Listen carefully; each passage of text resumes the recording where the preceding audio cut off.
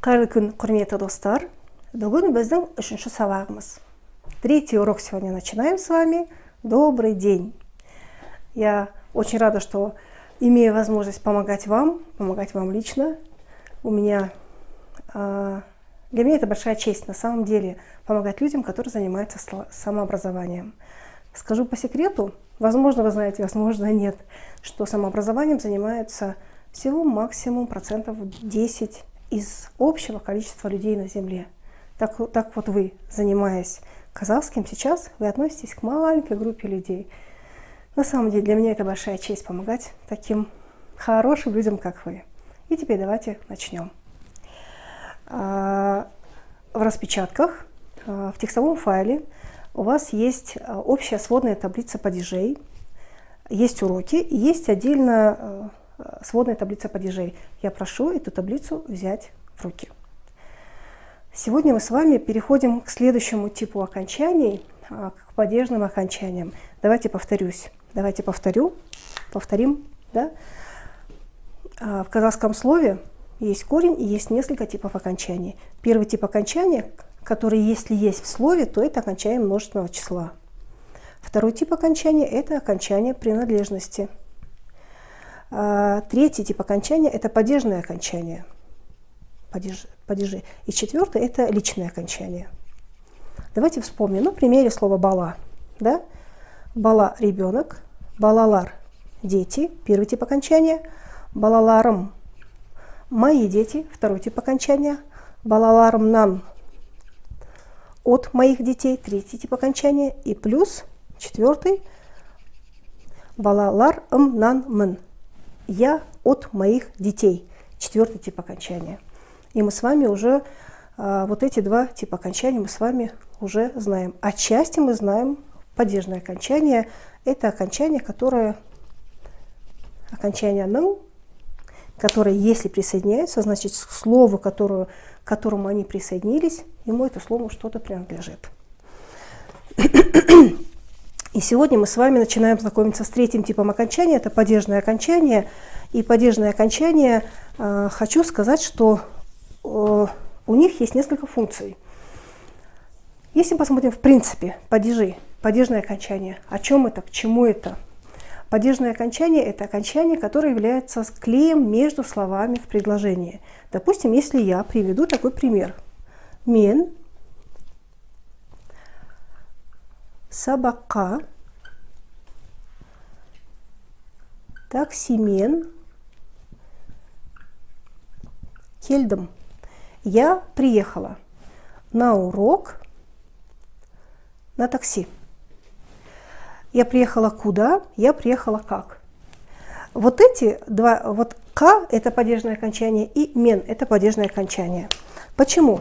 Потому что вот если мы сейчас их уберем, то у нас получится очень такая интересная штука. Предложение будет иметь перевод. Я урок такси приехала.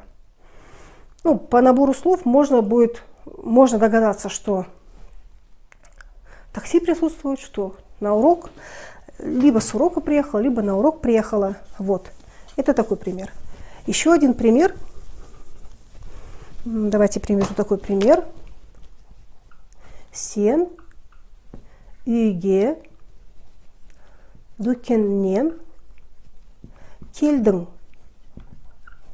Ты пришел из магазина, в магазин из дома. Вот они, падежное окончание. Давайте уберем их, посмотрим, что получится. Я, дом, магазин, ты, дом, магазин пришел.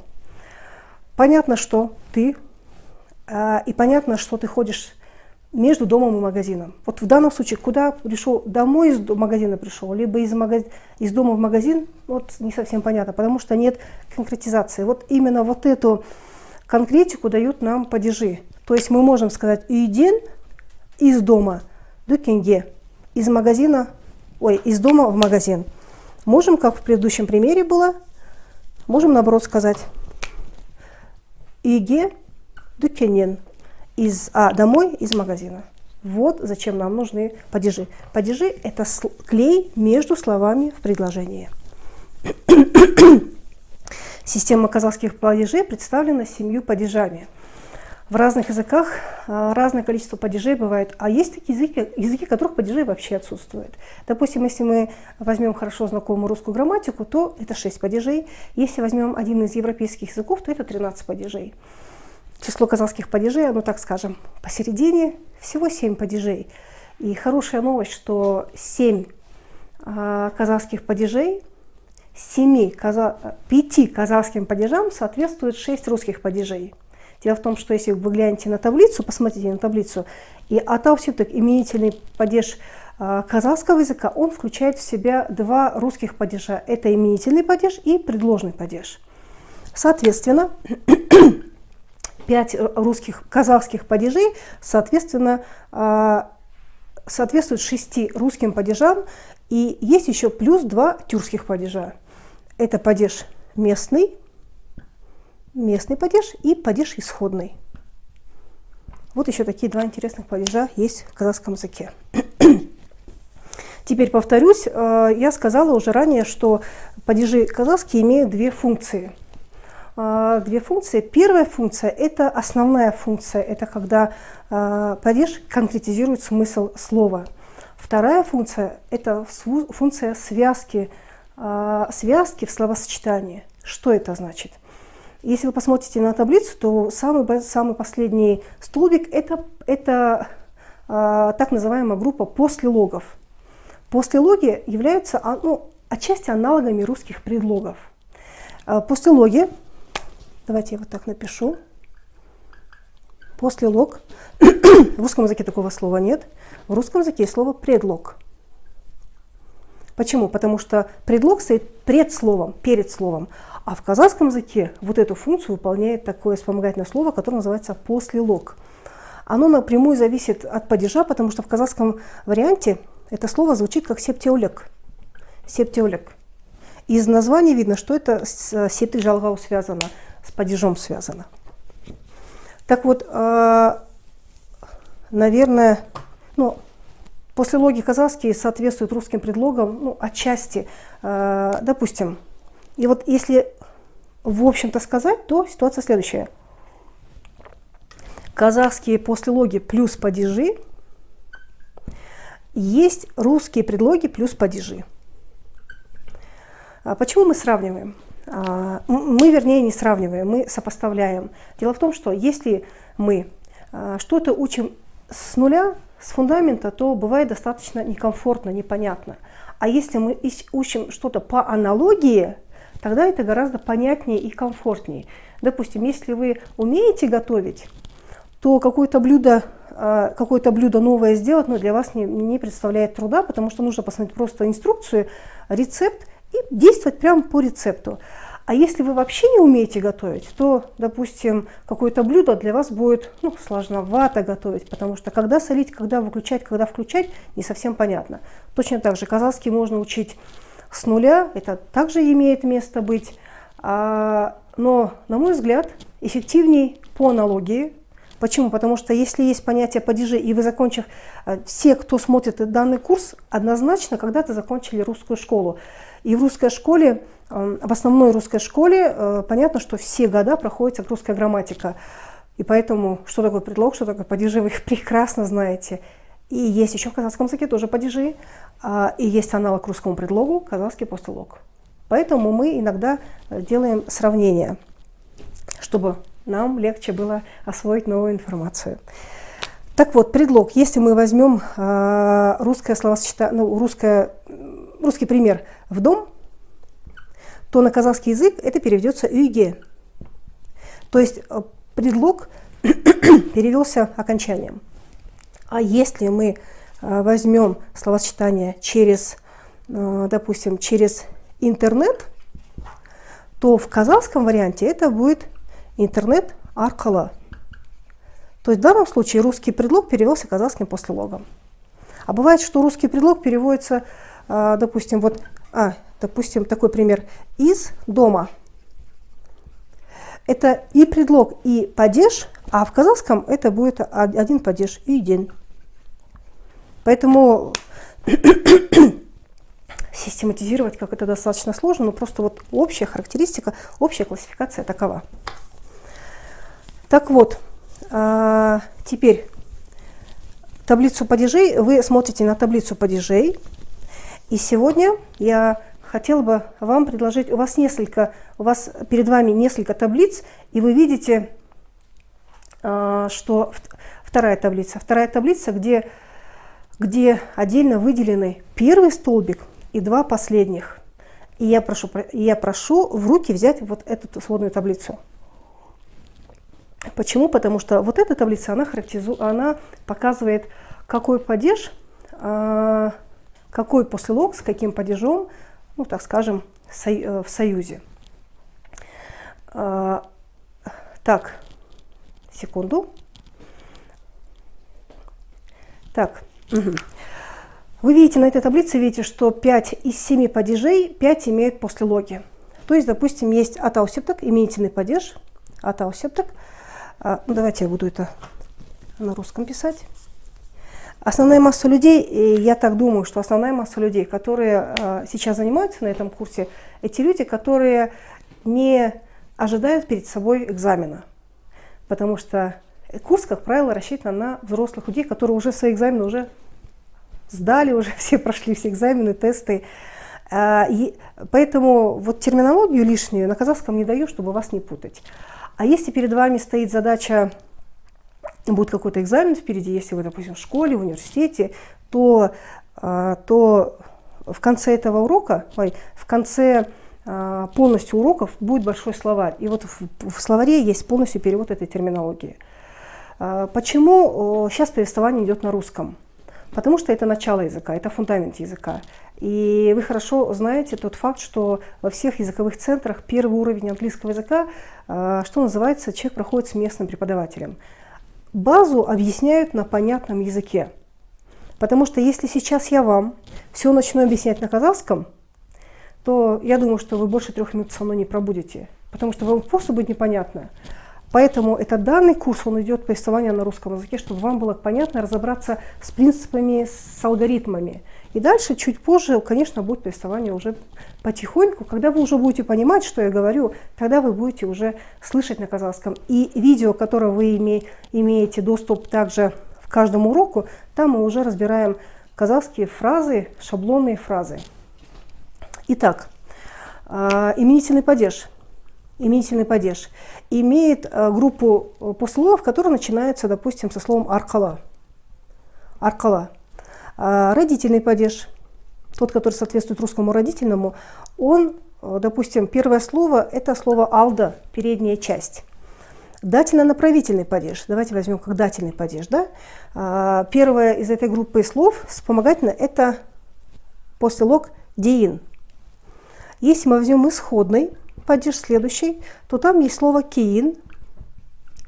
И также инструментальный, он соответствует отчасти русскому творительному падежу. Он также имеет группу послелогов, и один из послелогов – это слово берге. Так вот, перед нами 5 падежей и 5 групп послелогов. Так, хочу такую вещь сказать, что у каждого… Почему они связаны с падежами? Потому что именно падежи дают связку. То есть в именительном падеже окончание нулевое. Поэтому слово, за которым будет стоять послелог, он будет иметь окончание нулевое. Например, здесь ниже примеры буду приводить. Да? Допустим, там почта. Через почту пошта аркала. Аркала. Допустим, родительный падеж. Ну, скажем, там, так скажем, стол и вот верхняя часть стола, да? Үстель. Допустим, үсті. Я тут другой послелог нечаянно взяла. Үсті, верхняя часть стола. Или, допустим, передняя часть стола, да? Если вы смотрите на стол, то с вашей позиции, глядя, если у стола передняя часть, задняя часть, левая, правая. И вот мы взяли послелог алда, и он относится к группе, второй группе послелогов, который имеет отношение к родительному падежу, значит в слове будет окончание родительного падежа. Если мы возьмем вот этот пример, да, давайте скажем там, до стола. Да? То есть ребенок дошел до стола. Мы возьмем постулок дательно-направительного падежа «диен». То это будет выглядеть как «стельге диен» до стола. Возьмем после стола, ребенок там отошел, ну, после стола, допустим, ковер расположен, да, стель ден киин, после стола, после работы, после урока, там, после чего-то.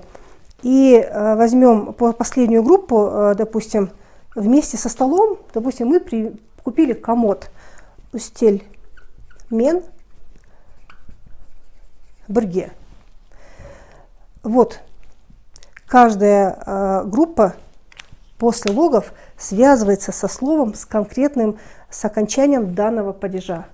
Вот пример. Здесь нулевое окончание, здесь алексептик окончание. Третий пример. Здесь дательно-направительный падеж, здесь исходный и здесь инструментальный, который соответствует русскому творительному. И теперь давайте будем об этом конкретней. Третья таблица, которая у вас есть, это таблица, где вы видите отдельно вынесенный второй падеж, алексептик, родительный падеж. И вот на этой таблице вы видите, у алексептик есть его группа, его личная группа после логов. Также, значит, этот лист держите перед собой. И также откройте рабочую тетрадь, лист 1.3. На рабочей тетради мы вот видим с вами, опять-таки, эта же группа уже отдельно, столбиком, да, чтобы вам было удобно рассматривать. Повторюсь, что это вот послелоги? Послелоги – это вспомогательные слова, которые самостоятельно не употребляются, а употребляются только после слова, которое стоит в определенном падеже. Послелоги делятся на 5 групп. И первая группа, с которой мы знакомимся, это послелоги второго падежа, родительного падежа. Объясню, почему мы не с первого начали. Чуть попозже вы поймете. Послелоги родительного падежа. Они обозначают место. Что значит? Вот если вы посмотрите на таблицу, то вы видите алда – передняя часть, вот задняя часть арта, вокруг айналаса маңая, нижняя часть аста, верхняя часть оста.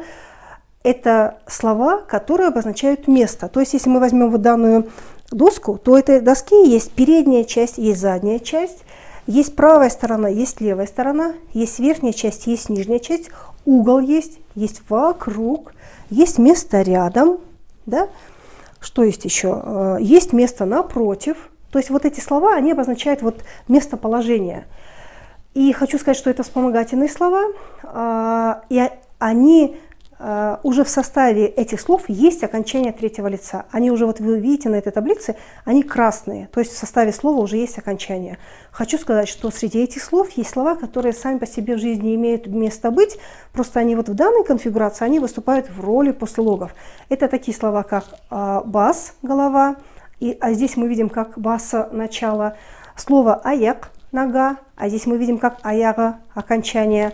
Мы здесь видим слово бруша, здесь это как угол, а сам по себе бруш это тоже сам по себе угол. Так вот, секунду.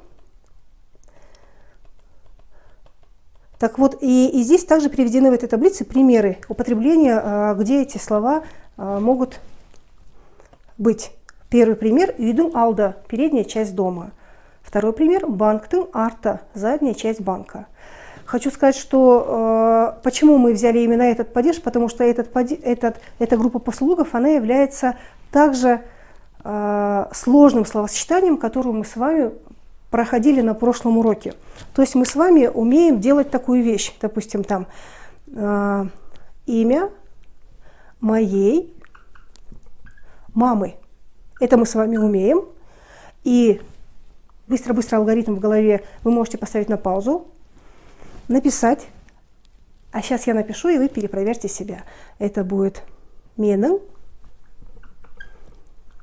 анам, нің, ата. Вот мы с вами умеем вот такое словосочетание делать.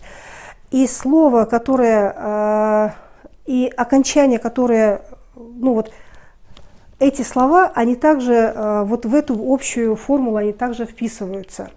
Посмотрите, допустим, перед нами пример на листе, на листе 3.2, здесь пример дан. Верхняя часть дома. Давайте я не буду писать, мы прям по рабочей тетради прокомментирую. Верхняя часть дома. Поставили правильный порядок слов. Дома верхняя часть. Переводим дом. И переводим верхнюю часть. Нашли перевод в таблице слова «өсті». Повторюсь, в составе этих слов уже есть окончание третьего лица. В слове «дом», повторюсь, есть «үйдің», есть окончание «элексептік», окончание родительного падежа. То есть если окончания вот этого типа стоят, повторяем, да, то вот этому слову принадлежит второе слово. И слово «үйдің» переведем как «дома», что-то дома, но в данном случае верхняя часть. Откуда мы взяли окончание «өсті»? Мы взяли в третьем лице, да, притяжательное. Вот дальше таблица, видите, выведена, показано где. Откуда мы взяли эту таблицу? Это окончание. Примеры видим. Машинаның алды, передняя часть машины, машинаның үсті, верхняя часть машины, машинаның асты, нижняя часть машины. И теперь давайте мы попробуем попереводить. И бірінші мысал сабақтың басы. Сабақтың басы. Мы учимся с вами на русском, на казахском изъясняться и переводить на русский язык. То есть в данном случае это функция распознавания информации. Басы, нашли перевод этого слова. Это начало. Мы здесь видим слово «собак» и видим окончание «элексептік», родительного падежа. И вот если вот такое случается, то вот этому слову что-то принадлежит. И по-русски оно будет звучать как «урока». И в итоге мы получаем начало урока. Кітаптың соңы. Та же самая операция. Ищем перевод. Соңы. Конец, либо окончание. То есть конечная часть, да, окончание. Мы видим слово «кітап», мы видим окончание «элексептік». Если оно стоит в слове, то этому слову что-то будет принадлежать. И «кітаптың» по-русски, если это слово «книга», то по-русски это слово будет звучать как когда слову что-то принадлежит. Если это книга, то это «книги». И мы в итоге имеем книги окончания, то есть окончание книги, там, конец книги, да? Конец книги был очень там интригующим, да, занимательным. И еще один пример. «Үйдің қасы». Ищем перевод. Рядом, около. Ну, давай скажем там рядом. Около, да? Опять элексептік наш, уже любимый, да, элексептік. Мы видим дом, мы видим вот это окончание обозначает, что корню что-то принадлежит. И если это дом, то по-русски это будет звучать «дома».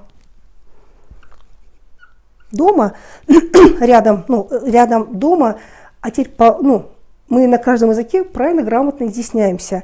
Вот дом есть, а вот эта часть ему принадлежит. И по-русски это правильно будет звучать рядом с домом.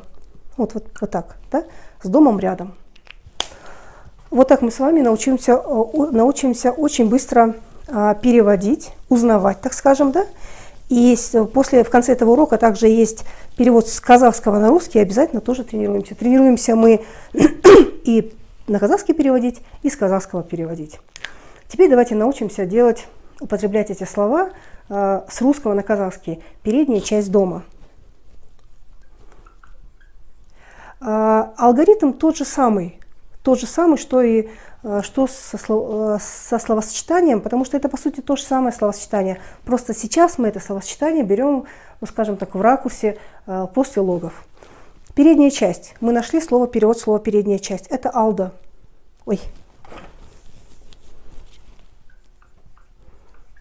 Алда. Передняя часть дома. Мы видим дом. И нам нужно поставить окончание, которое переведет при переводе, которое слово будет иметь «дома». То есть дому что-то принадлежит. Мы помним, что это окончание «элексептік». И мы просто смело ставим окончание «элексептік». У нас получилось «үйдің алды», передняя часть дома. Следующий пример. Задняя часть магазина.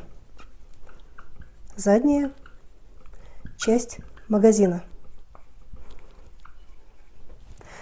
Ищем перевод. Нашли слово «задняя часть». Арта. У вас будет большая домашняя работа, поэтому не переживайте, что я так стремительно. Либо ставьте паузу и потом перепроверяйте. Мы нашли перевод словосочетания «задняя часть». Переводится одним словом «арта», магазина. Вот мы выясняем слово, вспоминаем, что «дюкен» магазин, и магазина мы слышим, что магазину что-то принадлежит. Значит, мы должны поставить окончание, которое будет обозначать, что магазину принадлежит. Это окончание родительного падежа «дюкеннен», «арта». И последнее словосочетание «вокруг кафе». Вокруг кафе. Вокруг. Давайте мы возьмем вариант перевода «манго». Пишем «кафе». И вспоминаем, что нам нужно дописать окончание «кафе». «Манго». У нас получилось «вокруг кафе». Вот мы с вами так научились пользоваться словосочетаниями. А сейчас следующим этапом, это, так скажем, это то, что мы с вами научились на первом занятии делать. Делать словосочетания, да? Үйдің алды, дүкеннің арты, кафенің маңы. А теперь, между прочим, мы с вами умеем делать сложные словосочетания. И теперь давайте мы с вами обратим внимание на следующие листы. И хочу вас обрадовать, что вы тоже это уже умеете. Просто сейчас мы с вами потренируемся. Так, следующий лист. Бір секунд. Қазір.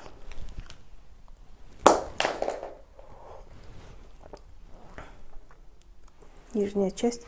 И вот лист 3. Ой, секунду. И лист 3.3.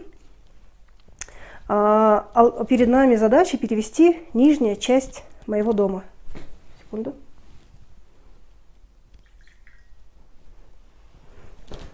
Итак, перед нами задача перевести словосочетание «нижняя часть моего дома». Пишем.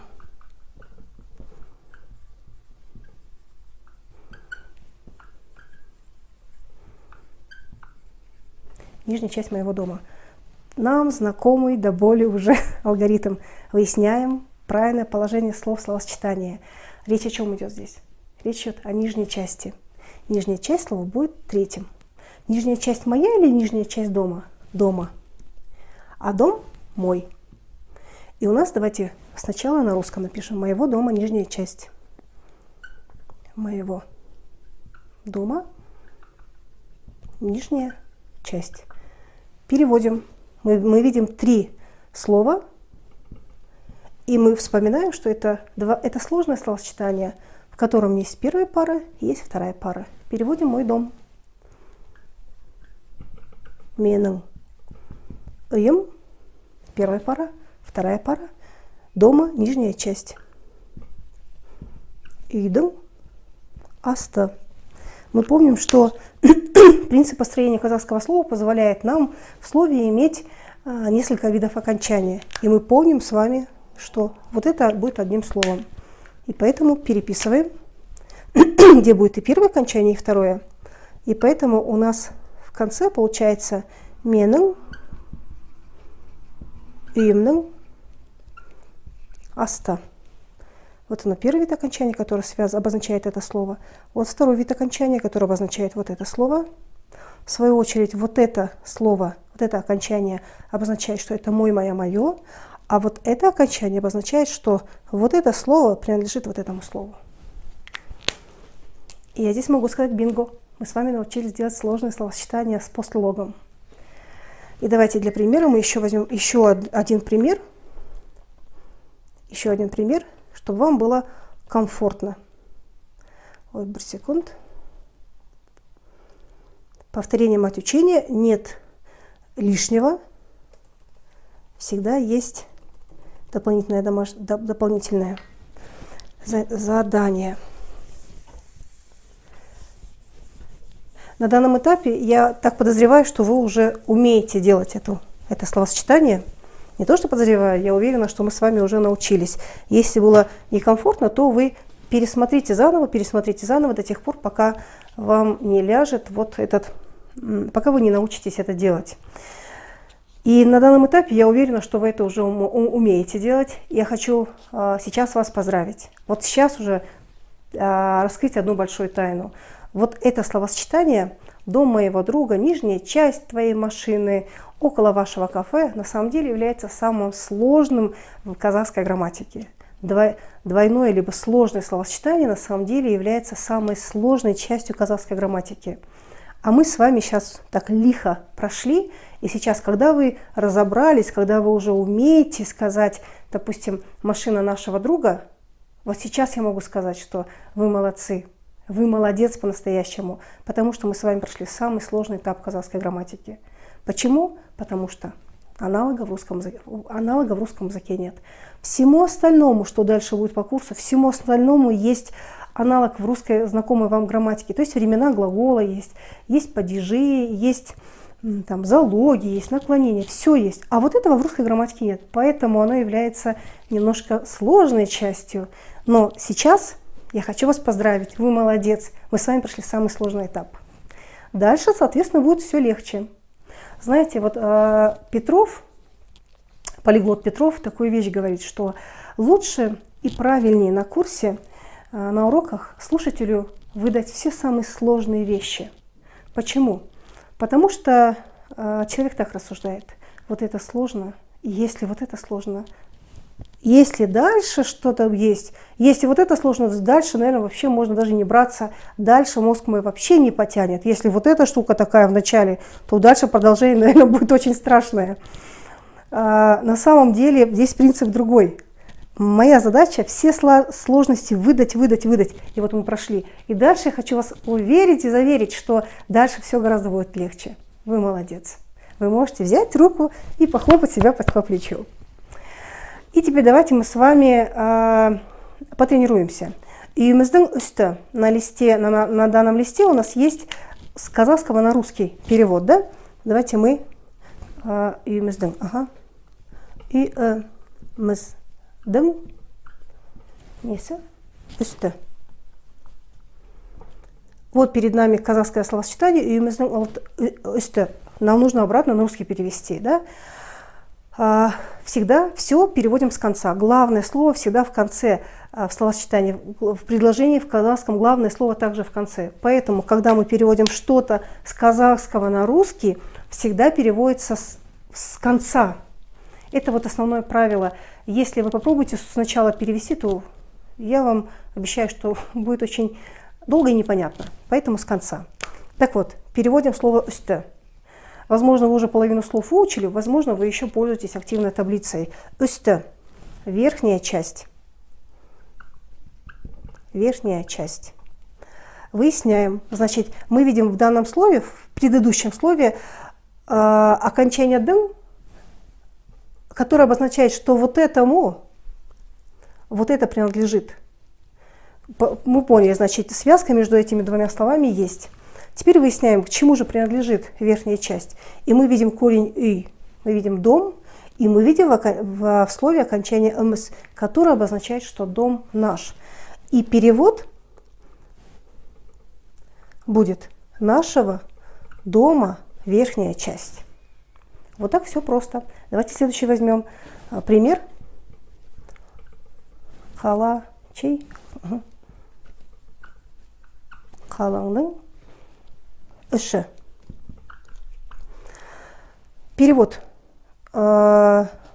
Внутренняя часть. Внутренняя часть. Выясняем. Вот мы видим слово перед этим словом. Значит, вот этому принадлежит. Просто если не было бы вот этого окончания, то вот это слово к этому слову вообще отношения не имело бы. Оно имеет окончание, то отношение только за счет этого окончания. И если бы этого не было, то мы впереди искали бы слово, впереди в строчке, где есть окончание лексептек. Потому что именно вот это окончание имеет отношение к слову, в котором есть лексептек.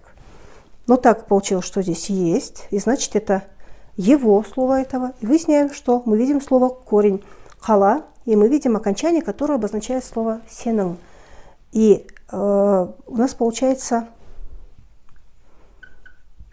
твоего города, внутренняя часть.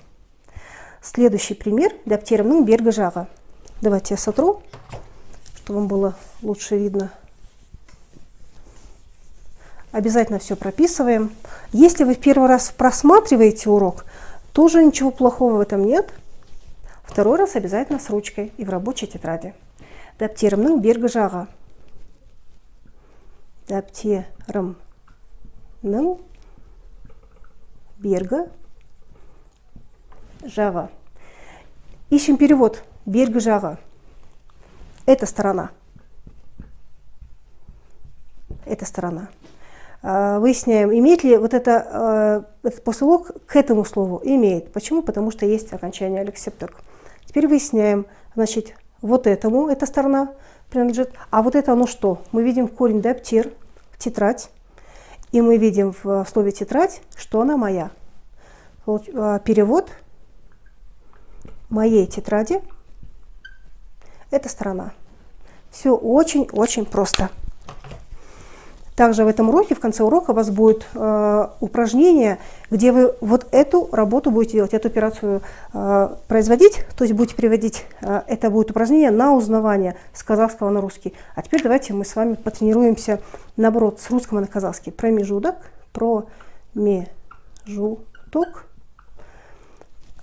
между книгами. Промежуток между книгами.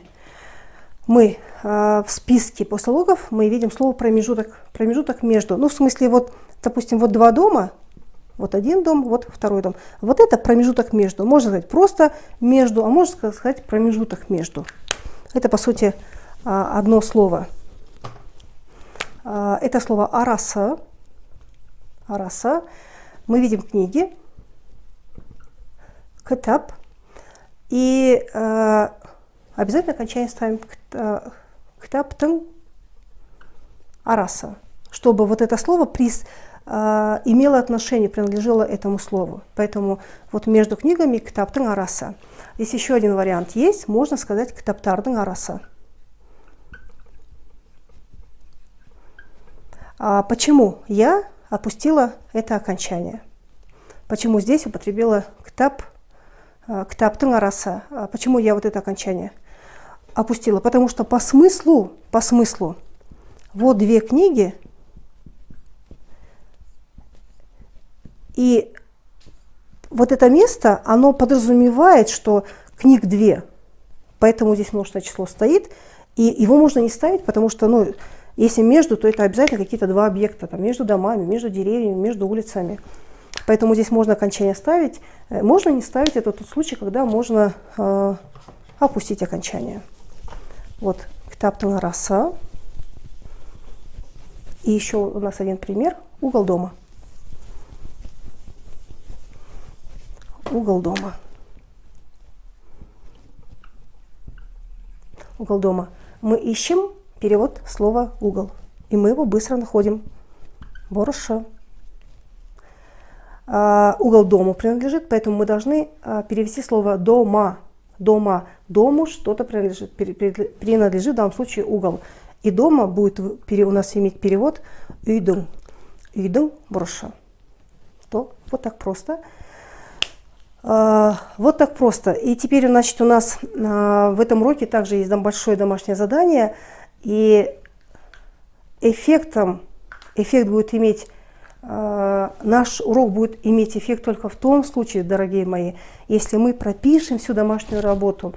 Первый, второй, третий пункт, если вы закрепите этот урок, пройдя тест, только тогда это все уложится и запомнится.